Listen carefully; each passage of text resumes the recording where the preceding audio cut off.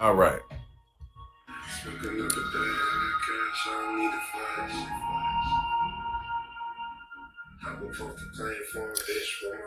Ancient Romans wiped their butts using a sponge on a stick, which doesn't sound awful, apart from the fact that the stick was communal. I knew that, which is that's pretty gross. Hey, pass me the sponge, bro. I just used it, and well, I just used it, and so did Steve, and so did Rick down there. It's cool, bro. It's cool. Whatever. Don't even wipe it. Ugh. Too, but those that couldn't afford. Oh, so the sponge sticks were luxury. So that was luxury. So you could only get to share a sponge that all your other rich friends wiping their ass with if you got money. But if you don't got money, you know what I'm saying? Then, oh yeah, we discovering this together for the first. I didn't know exactly. I haven't read through this. I saw this and I was like, okay, yeah, we got to go through this together. So, all right, lady. Hell nah. But those that couldn't afford luxury sponge sticks had to make do with wiping with pieces of discarded pottery. Jesus Christ. Oh, God. Yeah. Life ain't so bad all the time. You know what I'm saying? Sometimes, it's shit like this that you be like, I ain't got to wipe my ass with fucking shards of pottery. I'll make it through this. I'll be all right.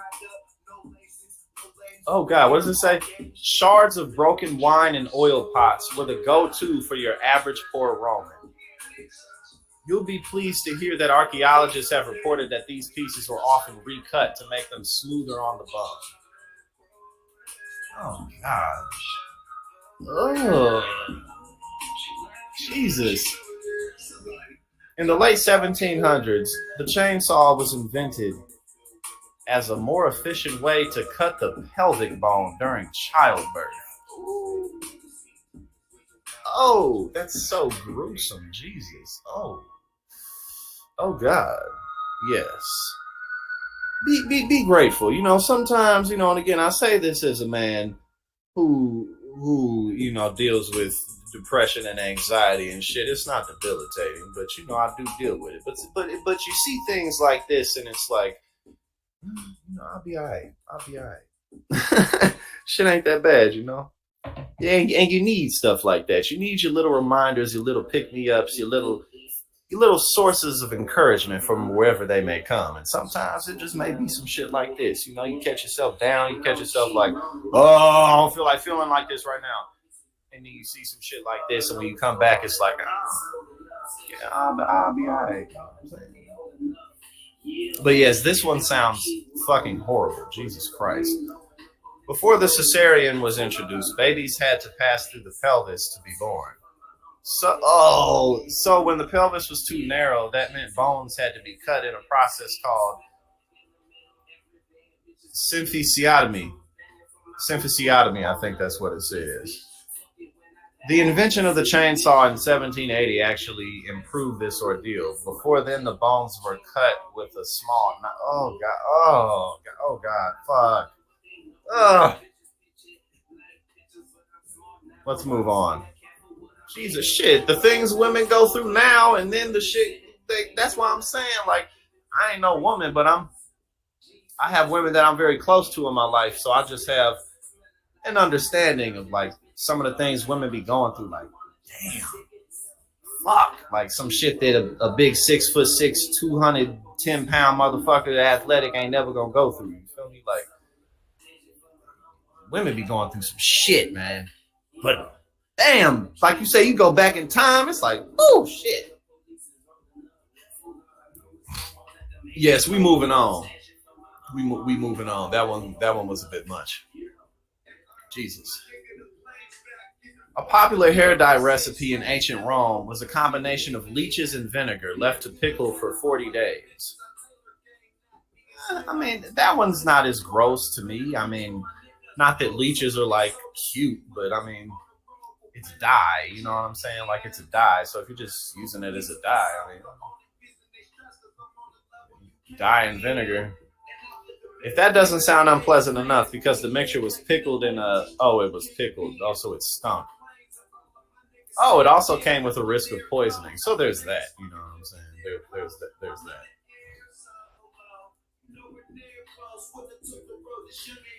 Oh, shit, I bet. I bet. Shit. Fuck. Yeah, no, that shit sounds terrible. Okay, what they talking about now? In Georgian England, women would trap and skin mice and then glue their fur to their faces in place of shaving off eyebrows. Well, I mean, got to do it somehow. This practice was done in the name of fashion, and while there's little written about it in history books, many poems from the 1700s reference mouse catching. Yeah. Right, them things, busting. Them things, woo, shit.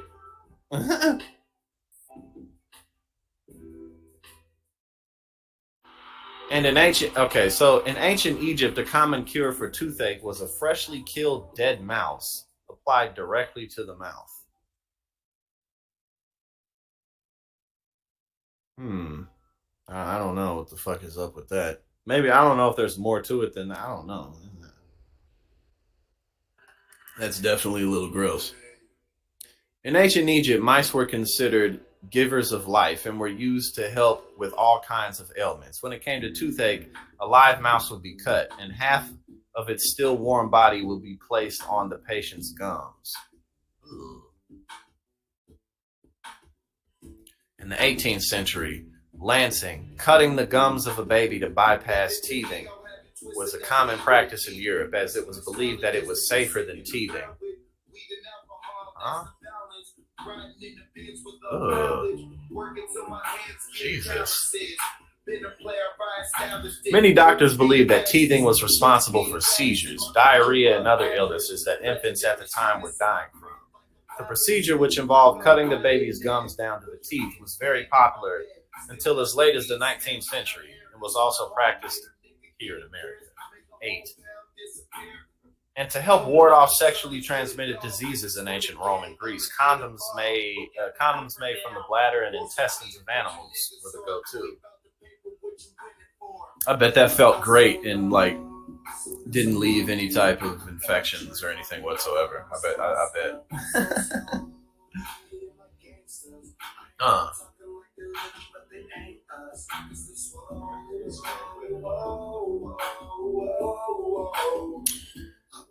In a number of prehistoric cultures all over the world, drilling holes directly into the skull of a live person was a practice thought to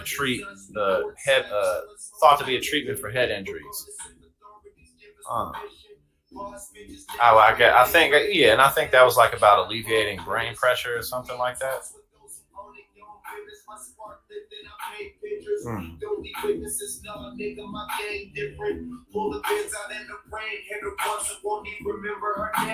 Europeans in the 16th and 17th century would ingest remedies that contained human blood, fat, and bones, often sourced from Egyptian tombs and Irish burial grounds. Oh yeah, they gotta get that they gotta get that magic up out of that shit. That's what that's about. All the way up into the 6th century, the Roman Republic drank alligator blood because they believed it was a cure for epilepsy. Yep, that'll do it. That'll do it. Just drink some alligator blood and you'll be good.